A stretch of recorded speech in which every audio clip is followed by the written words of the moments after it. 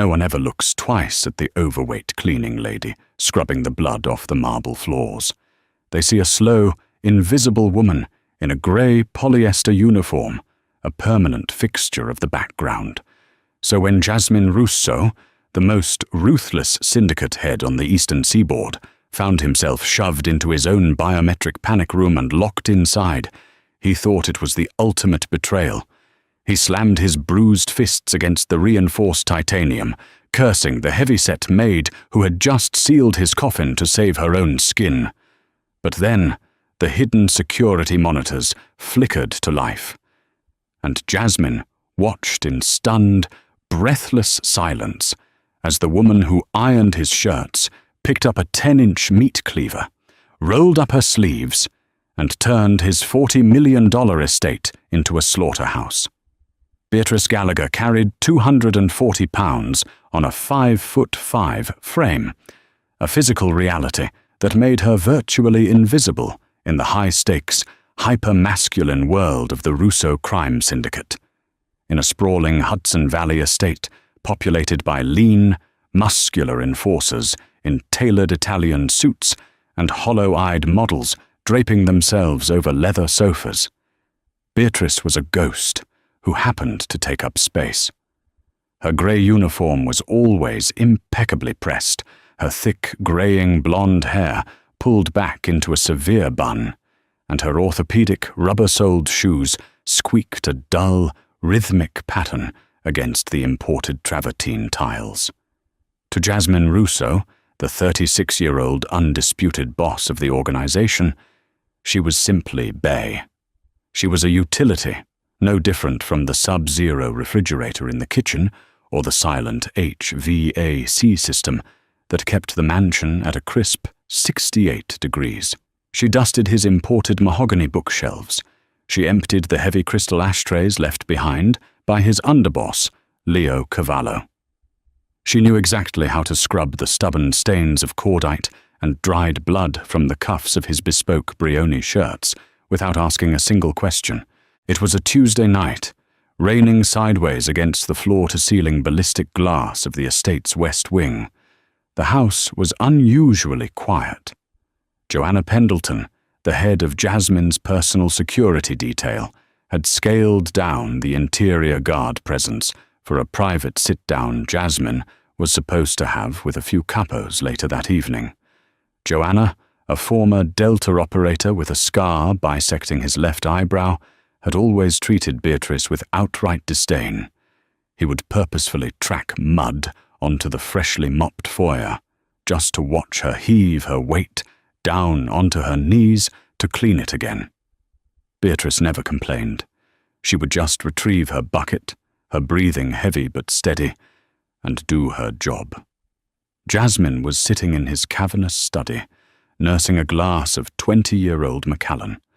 The dim glow of the fireplace cast long, flickering shadows across his sharp jawline and the dark, exhausted circles under his eyes. He was reviewing shipping manifests from the port of Newark, calculating the losses from a recent raid by the feds.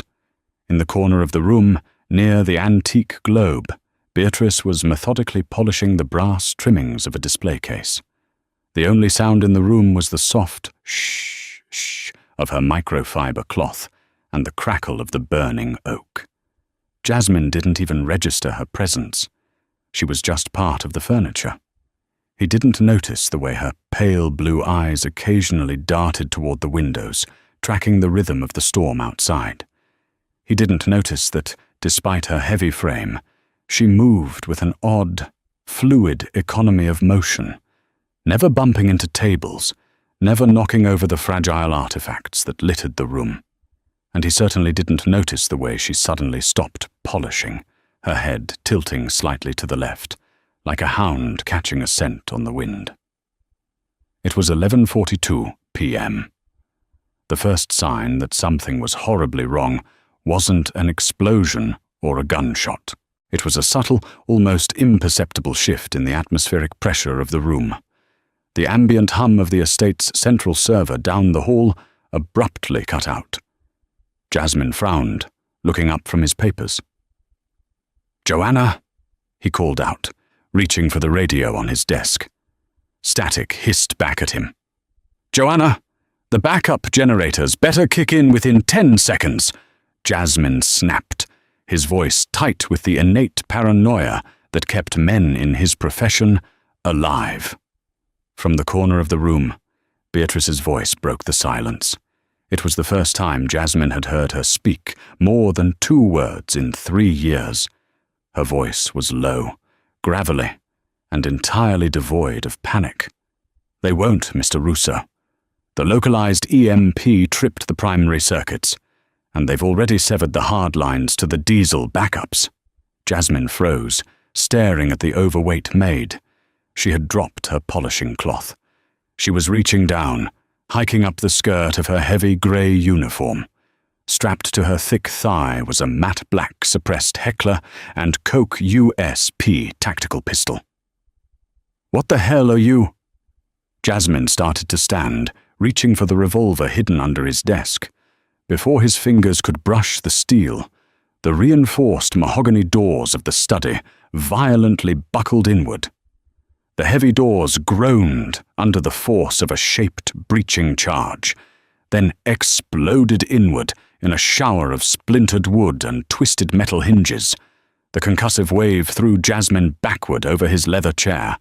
His head cracked against the corner of the bookshelf, his vision swimming in a haze of sudden pain and ringing tinnitus.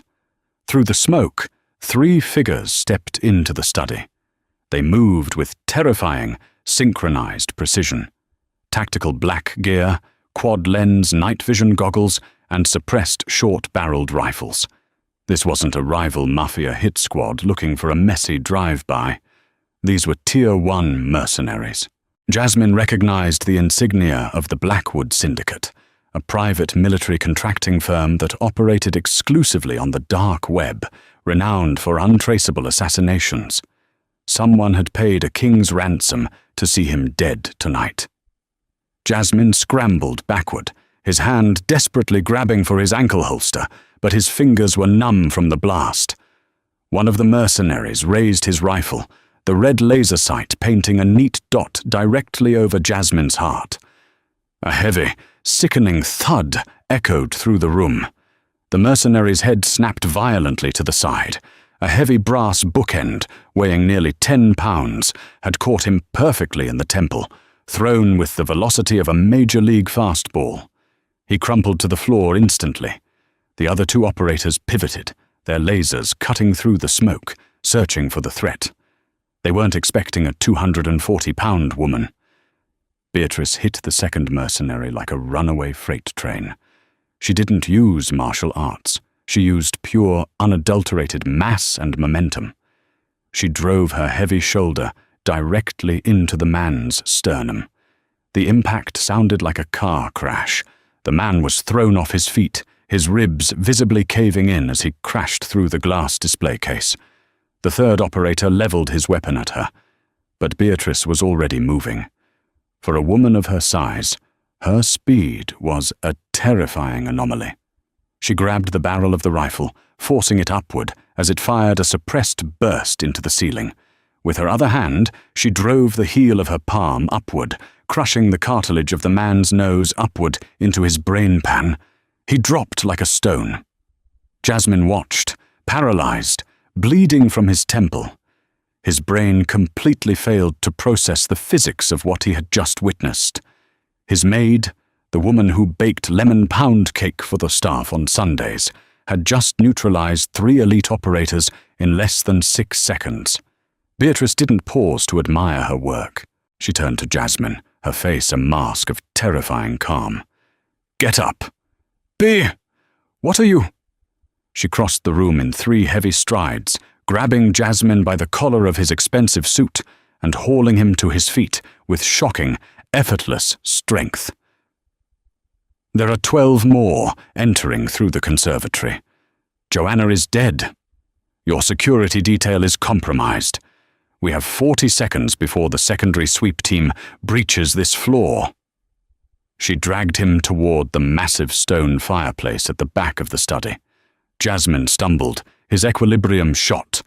Behind the fireplace was his panic room, a state-of-the-art titanium vault lined with lead and independent air scrubbers. Only he and his missing consigliere, Leo, knew the biometric sequence to open it. Beatrice shoved Jasmine against the stone mantel. She ripped a heavy iron poker from the fireplace stand and jammed it into a microscopic crevice in the mortar, twisting it sharply. A hidden panel popped open, revealing a keypad. Jasmine gasped for air. You know about this?" Beatrice ignored him. Her thick fingers flew across the keypad in a blur, punching in the 8-digit alphanumeric override code that Jasmine changed weekly, a code he had never written down. The massive stone fireplace hummed, then slid to the side with a heavy metallic grinding noise, revealing the gleaming steel of the vault door. The door hissed open. "Get in!" Beatrice commanded, shoving him roughly toward the entrance. "Wait!" Jasmine panicked, planting his feet. If she knew the code, if she was this capable, she had to be a plant, a mole. "You're with them. You're locking me in so they can cut through the vents." Beatrice looked at him. For the first time, Jasmine saw the eyes of a predator. Cold, calculating, and deeply irritated. "If I wanted you dead, Jasmine, I would have let them shoot you. Get in the box." Before he could argue, she placed both of her hands on his chest and shoved. The sheer kinetic force of the push lifted him off his feet, sending him tumbling backward into the brightly lit panic room. He crashed onto the emergency cot inside. "Wait! B!" Jasmine yelled, scrambling to his knees, but she was already closing the heavy vault door. "Stay quiet, don't touch the comms." The heavy titanium slab slammed shut, the locking mechanisms engaging with a series of loud, heavy thunks. Jasmine rushed the door, slamming his fists against the cold metal. "Open the door! Gallagher, open this damned door!" he roared. He was locked in. He was entirely at her mercy. He backed away, running his hands through his dark hair, his chest heaving. He had been betrayed. He was blind and deaf in a steel coffin while mercenaries roamed his home. Then a green light blinked on the control console embedded in the wall. System override. Internal monitors active. Beatrice hadn't shut the system down. She had powered up the internal closed-circuit television grid for him. Jasmine staggered to the console and tapped the touchscreen. Instantly, a grid of 16 high-definition, infrared-capable camera feeds illuminated the dark panic room. He had full visibility of his entire estate. The study, the grand hallways, the subterranean kitchens, the wine cellar. He found the feed for his study. The room was empty, save for the 3 dead or unconscious mercenaries on the floor. Beatrice was gone. Jasmine leaned heavily against the console, his eyes darting across the screens, searching for the grey uniform of his traitorous maid. He found her on camera 7. She was walking down the dimly lit service corridor, leading to the industrial kitchen. Jasmine watched, mesmerized and horrified, waiting for her to open the back doors and let the rest of the hit squad inside. He waited for her to point them toward his vault. Instead, he watched Beatrice Gallagher stop in the middle of the hallway. She reached behind her back and unfastened the tight, restrictive apron of her uniform, letting it drop to the floor. She rolled up the sleeves of her grey dress, exposing thick, muscular forearms corded with veins and scarred with old, faded burns. She didn't run. She didn't hide. She walked into the kitchen, picked up a massive, carbon steel meat cleaver from the magnetic block, and waited in the shadows. She was going to hunt them. Jasmine stared at the monitors, the silence of the panic room ringing in his ears, broken only by his own heavy breathing. On the screens, the brutal reality of the invasion unfolded in silent, high-definition terror. On camera 2, the main foyer, a squad of 4 Blackwood mercenaries moved in tight tactical formation. They stepped over the body of Joanna Pendleton, who lay in a growing pool of dark blood near the front doors. They were communicating via hand signals, sweeping the rooms methodically. On camera 7, Beatrice stood perfectly still in the cavernous, stainless steel industrial kitchen. The emergency lighting cast long, ominous shadows across her wide frame. She held the heavy meat cleaver loosely in her right hand. In her left, she had picked up a heavy cast-iron skillet, gripping it by the handle like a buckler shield. She looked absurd, a fat, middle-aged woman in a maid's dress, standing in a kitchen with cooking utensils.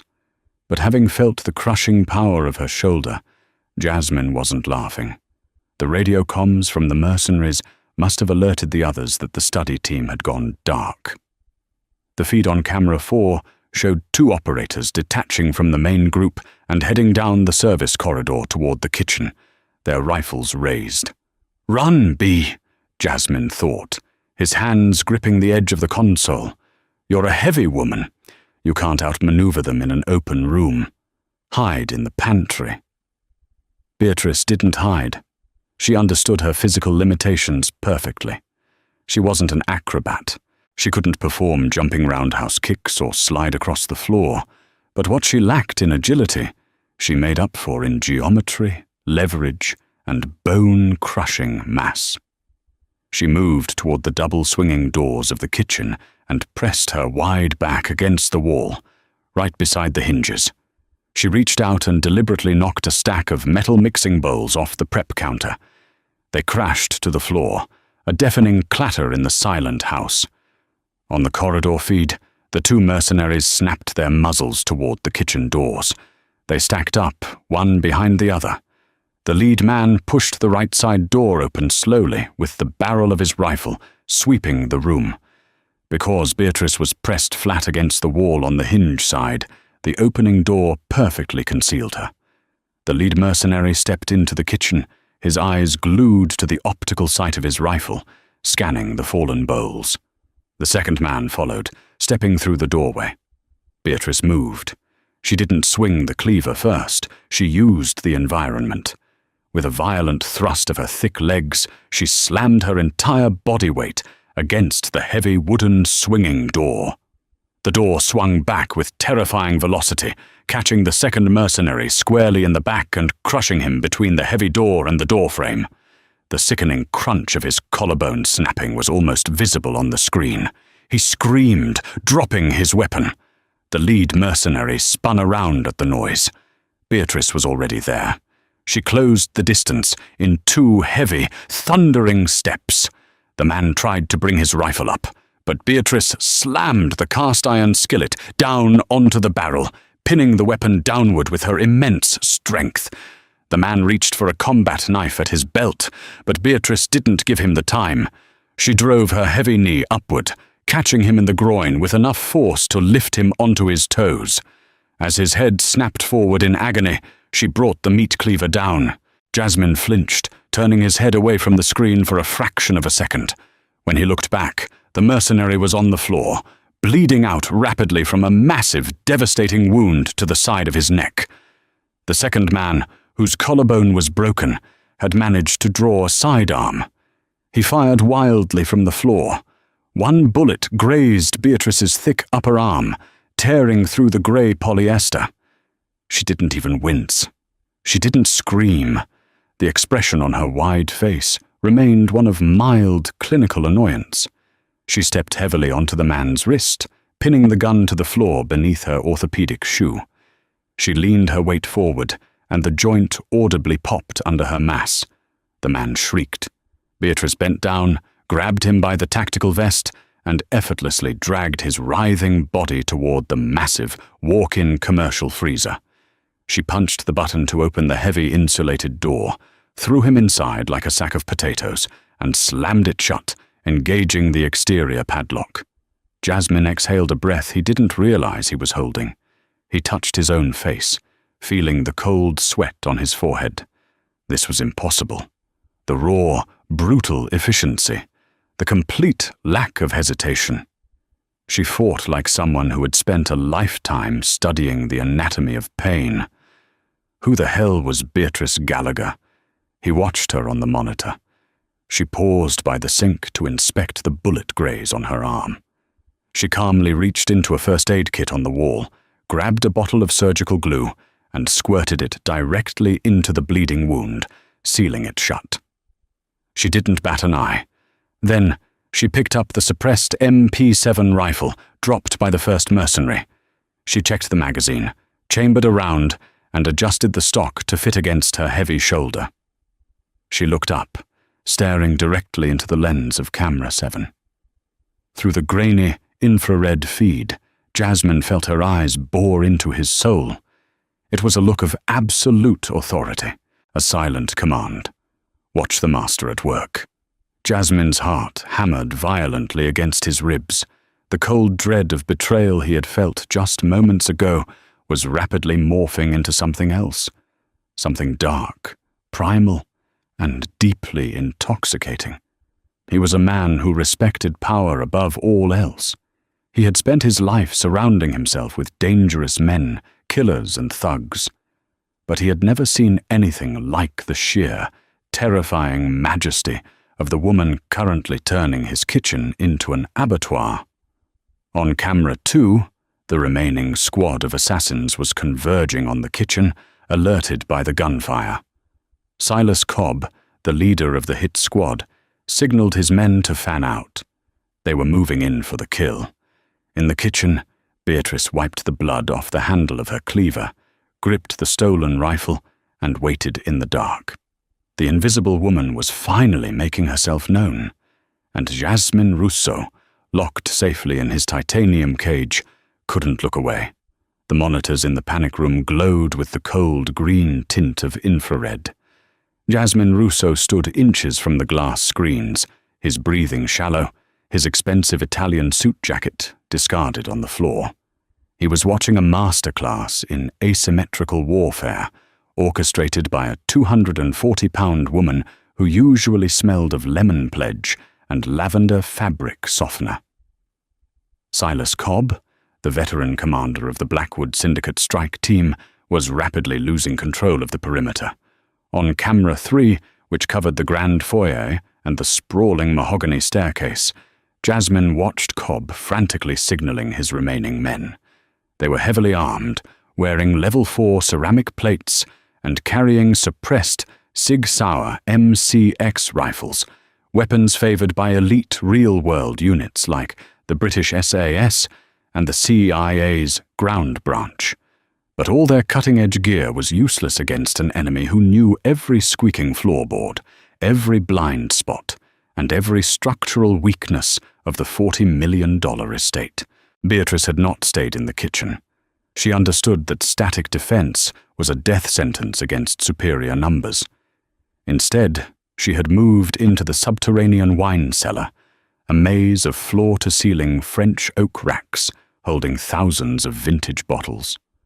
Through camera 9, Jasmine watched her thick, powerful silhouette move through the narrow aisles. She was breathing heavily, her chest heaving against the torn fabric of her grey uniform, but her hands were rock steady. She had discarded the MP7. Its 4.6mm rounds lacked the stopping power she needed against heavily armored targets. Instead, she had acquired a Benelli M4 tactical shotgun from one of the downed guards, a heavy, brutal weapon that most shooters struggled to control under rapid fire. For Beatrice, the weapon was a toy. Her immense physical mass acted as a natural shock absorber. Jasmine watched, his pulse hammering in his throat as she systematically prepared her kill box. She didn't hide. She deliberately dragged a heavy, iron wine-tasting table across the stone floor, the screech of metal echoing up the stairwell to lure them in. She managed sightlines. She shot out 3 of the 4 overhead bulbs with a suppressed pistol, plunging the cellar into deep, confusing shadows. She used her environment. She wedged her thick shoulder against a load-bearing rack near the choke point of the stairs, turning herself into an immovable object. "They're taking the bait, B," Jasmine whispered to the empty panic room, his palms pressed flat against the console. He was entirely captivated. The sheer, unapologetic bulk of her, which he had once dismissed as a sign of laziness or poor health, was actually her greatest tactical advantage. She possessed the kinetic energy of a wrecking ball. On camera 8, 3 of Cobb's men descended the spiral stone stairs into the cellar, their night vision goggles down. They moved in a tight wedge, sweeping their rifles. Beatrice waited until the point man stepped off the last stair. She didn't aim for center mass. She knew their ceramic plates would absorb the buckshot. Instead, she stepped out from behind the heavy oak rack, her wide stance perfectly balanced, and fired at the stone ceiling directly above them. The concussive roar of the 12-gauge in the enclosed stone cellar was deafening, even muted through the monitors. But it wasn't the sound that killed them. The heavy slug shattered the ancient masonry and the wrought-iron chandelier anchoring the rack above. Hundreds of pounds of jagged stone, iron, and hundreds of glass wine bottles collapsed directly onto the squad. The 2 men in the rear were crushed instantly beneath the avalanche of debris and vintage Bordeaux. The point man, caught on the edge of the collapse, stumbled forward, his leg pinned. He desperately raised his rifle toward Beatrice. She didn't flinch. Moving with that same terrifying fluid economy, she closed the distance. She brought the heavy buttstock of the Benelli down in a savage, sweeping arc, connecting with the side of the mercenary's helmet.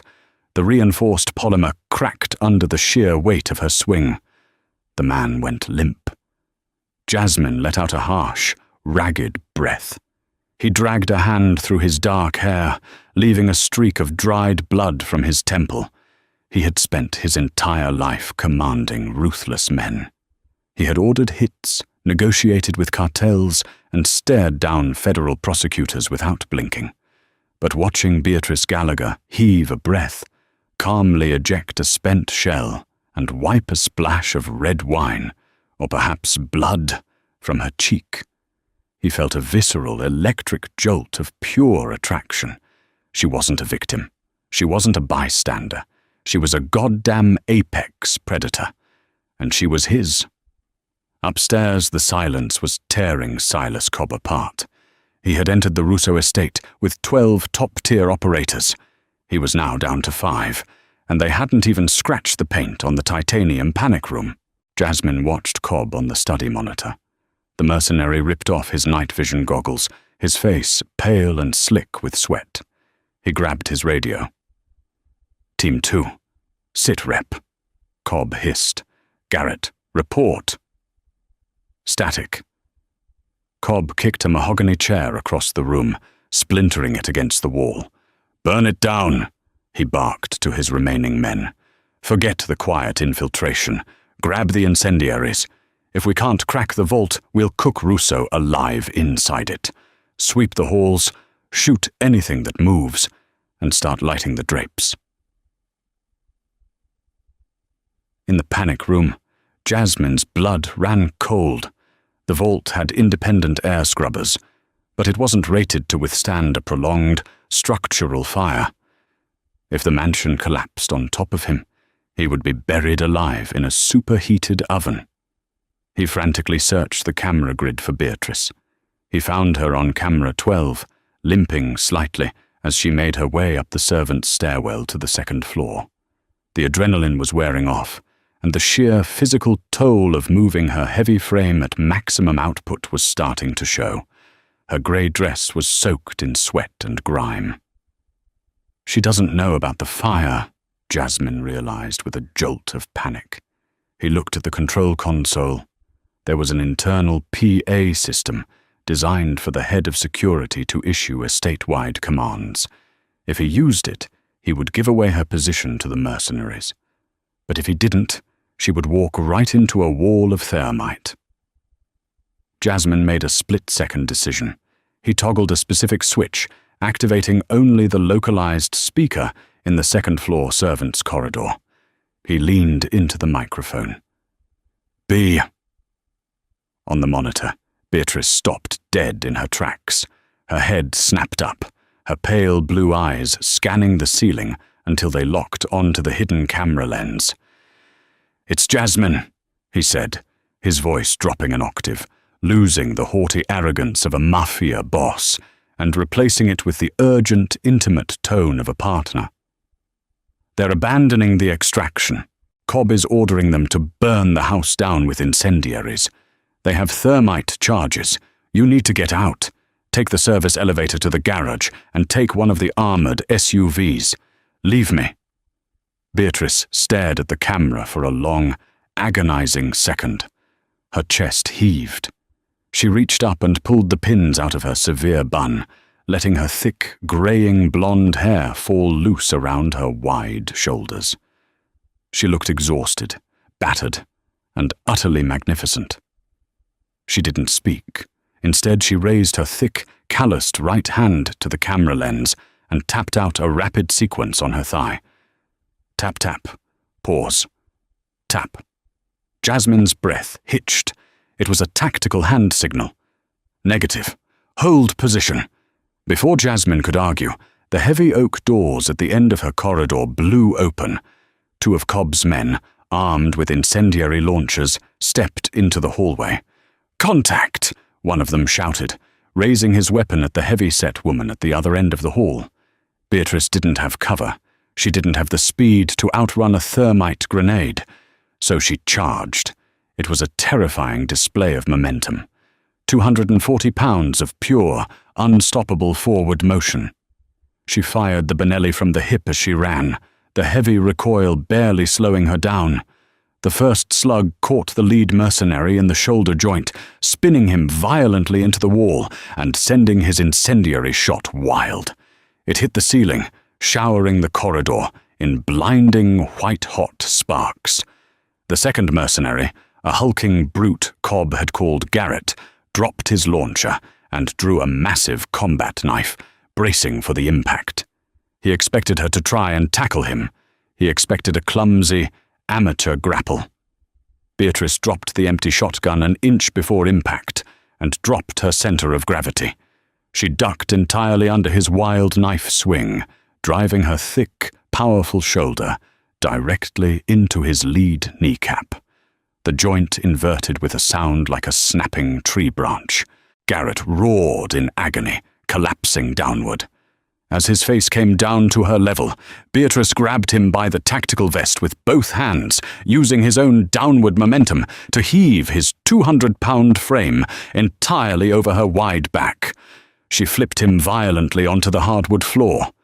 Before he could recover, she drove her heavy, orthopedic heel directly into his throat, crushing his windpipe instantly. She stood over him in the shower of white-hot sparks, panting heavily, her blue eyes blazing with a terrifying primal fury. The collar of her uniform had been torn completely open in the scuffle. In the panic room, Jasmine zoomed the camera feed in on her neck. His heart stopped. There, tattooed at the base of her thick neck, just above her collarbone, was a small, faded black ink symbol, a double-barred cross intertwined with a coiled viper. Jasmine staggered back from the console, his mind racing through decades of syndicate lore, CIA ghost stories, and black market whispers. The symbol belonged to a defunct, highly classified wetwork division of the CIA's Special Activities Center, a unit that officially didn't exist. And suddenly, a name he had heard, whispered by terrified Russian oligarchs 10 years ago, echoed in his mind. The matron, an operative who used her unassuming, matronly physique to bypass the highest security in the world, getting close enough to targets to tear them apart with her bare hands.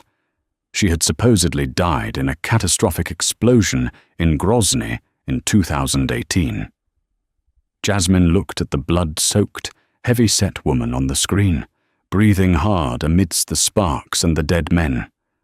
She wasn't just a maid. She was a legend, and she was currently ripping her way through a mercenary squad to protect him. Jasmine slammed his fist down on the console, a fierce, predatory grin spreading across his bruised face. "All right, Bear," he murmured, his voice practically vibrating with newfound reverence. "Let's hunt." Jasmine Russo didn't just watch anymore. He became her overwatch. The biometric panic room, designed to be a passive coffin for a frightened billionaire, was suddenly transformed into a tactical command center. Through the encrypted PA system, Jasmine isolated the audio feed to the second-floor master suite. "B," his voice crackled through the hidden speakers, low and steady. "Cobb is pulling his last 2 men back to the grand foyer. They're abandoning the sweep. They have thermite charges, and they are going to blow the main structural pillars to bring the roof down on the vault. You have 90 seconds before they plant the detonators."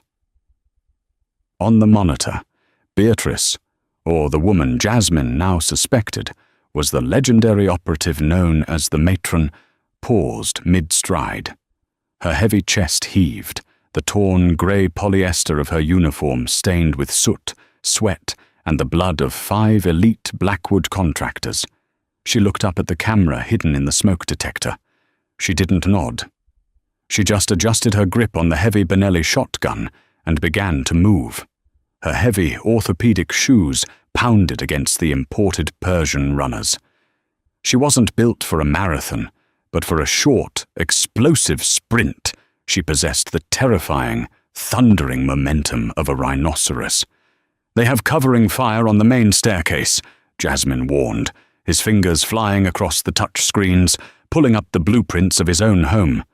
He was a Mafia boss who meticulously planned every assassination his syndicate carried out. Now, he was feeding tactical telemetry to a 240-pound wet-work legend. "Do not take the stairs, B. They'll chew you to pieces with 5.56 rounds." Beatrice didn't take the stairs. She veered sharply to the left, crashing her heavy shoulder through the locked double doors of Jasmine's private gymnasium. Jasmine watched on camera 15. The gym overlooked the grand foyer. The interior wall was made of floor-to-ceiling, reinforced smart glass. Below her, in the cavernous marble entryway, Silas Cobb and his 2 remaining men were hurriedly slapping grey bricks of military-grade thermite onto the marble columns. Beatrice didn't hesitate. She dropped the empty shotgun, grabbed a 40-pound cast-iron kettlebell from the rack, and walked toward the glass. "B, that glass is rated for small arms," Jasmine said over the gym speaker, his pulse hammering against his ribs. "It won't break." Beatrice looked at the camera, her expression grim, and tapped the glass with her bloody knuckles. "Drop it," she mouthed. Jasmine's breath hitched. She wanted him to disengage the electromagnetic locks that held the massive glass panes in their reinforced frames. It was a maintenance override. If he did that, the pane would be loose, held only by friction. A dark, feral smile spread across Jasmine's face. He was falling in love with a monster. He punched in his master override code. "Electromagnets disengaged. Give 'em hell, sweetheart." Beatrice took 3 heavy steps back. She gripped the 40-pound kettlebell with both hands, let out a deep, guttural roar that echoed over the open comms, and charged. She didn't just throw the weight. She used her entire 240-pound frame, pivoting her thick hips and driving the iron sphere forward like an Olympic hammer thrower, right as her shoulder slammed into the loose pane of smart glass. The physics were catastrophic. The massive, 1,000-pound pane of glass dislodged entirely from its frame, shattering outward under the kinetic bombardment of the kettlebell and her sheer mass. Down in the foyer, Silas Cobb looked up just in time to see a waterfall of jagged, reinforced glass and a 40-pound block of solid iron descending from the second floor. The kettlebell struck the mercenary on the left, directly in the chest cavity, caving in his ceramic plates and his sternum with a sickening crunch. He was dead before he hit the marble. The shower of heavy razor-sharp glass incapacitated the second man, slicing through his tactical gear and severing his brachial artery. He collapsed, screaming, clutching his arm. Silas Cobb, a veteran of countless black ops from Fallujah to Bogotá, threw himself backward, narrowly avoiding the lethal downpour. He rolled up to his knees, raising his suppressed Sig Sauer MCX toward the ruined balcony. But Beatrice wasn't on the balcony. She had ridden the falling pane of glass down like a deranged surfer, using the chaotic avalanche of debris to mask her descent. She landed heavily on the marble floor, the impact sending a shockwave through her thick legs. Most people would have shattered their ankles. Beatrice's dense, heavy frame absorbed the drop with a brutal, groaning flex of her knees. Cobb fired. 3 rounds tore through the thick, fleshy part of Beatrice's left thigh.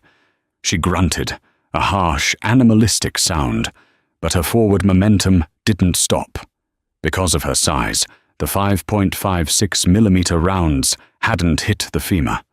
They had punched straight through the heavy adipose tissue and muscle, painful, bleeding heavily, but not structurally compromising.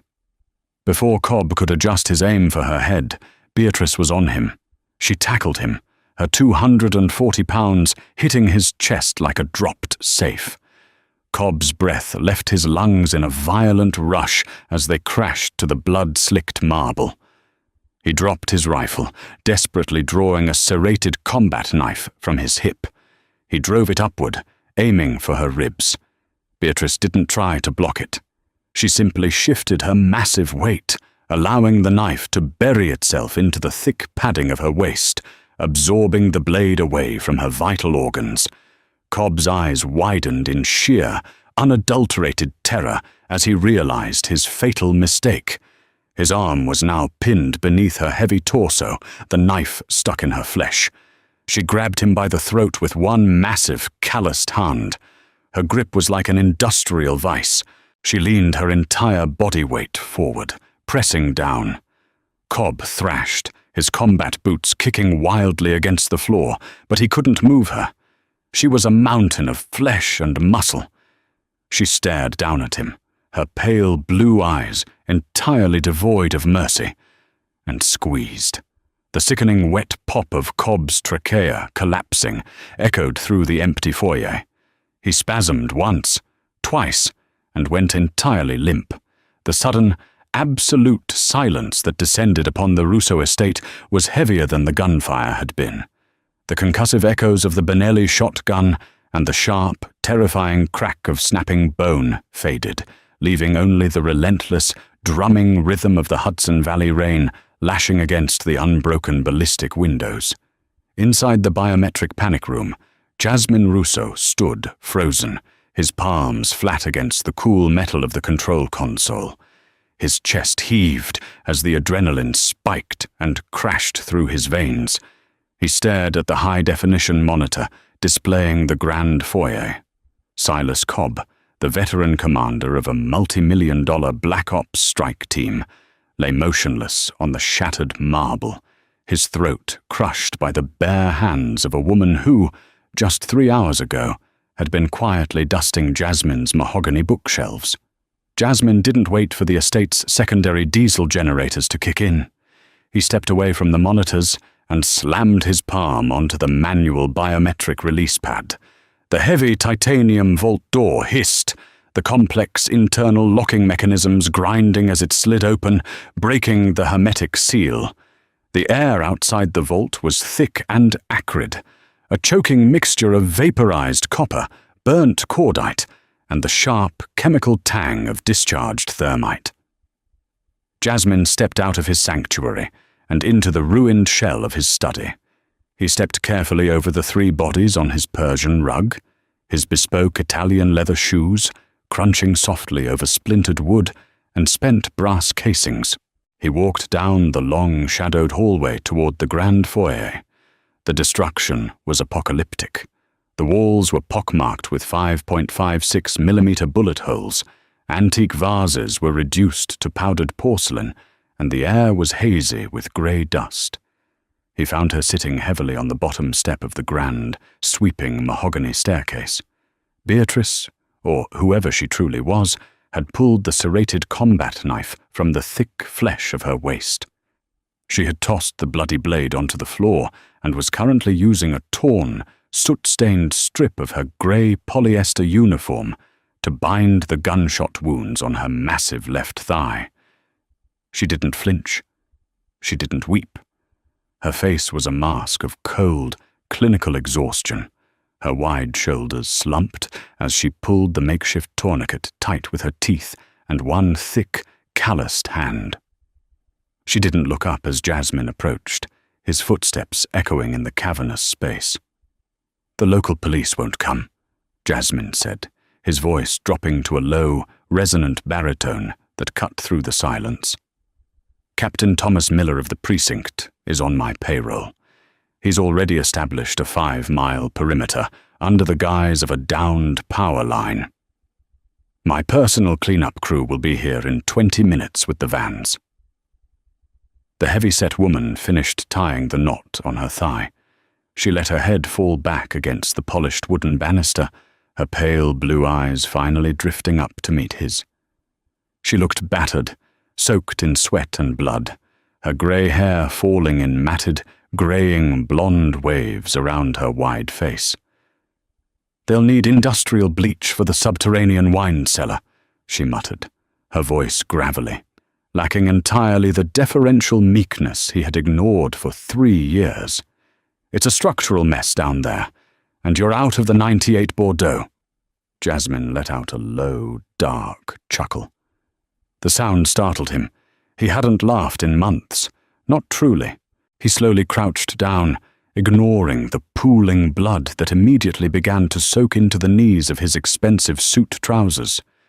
He positioned himself perfectly eye-level with her. Up close, he could see the intricate web of faded white scars that crossed her thick forearms and disappeared beneath the ruined collar of her uniform. And there, at the base of her thick neck, just above the collarbone, was the faded black ink he had spotted on the monitors. A double-barred cross, intertwined with a coiled viper. "You're not Beatrice Gallagher," Jasmine stated softly, his dark eyes tracing the ink. "And you certainly aren't a maid. Gideon Hayes ran a ghost unit out of Langley 10 years ago, the Special Activities Center's Deep Cover Division. They had an operative, a woman whose physical profile made her entirely invisible to high-level security, because the world is trained to look right through fat, middle-aged women." He paused, letting the silence stretch, his gaze locked onto hers. "They called her the matron." She stared back at him, her face completely impassive, though a flicker of cold respect crossed her eyes. "Margaret Donovan," she corrected quietly, the name tasting foreign after so long. "And I retired, Jasmine, explosively, in Grozny." "Then why are you here, Margaret?" Jasmine asked, the question burning in his chest.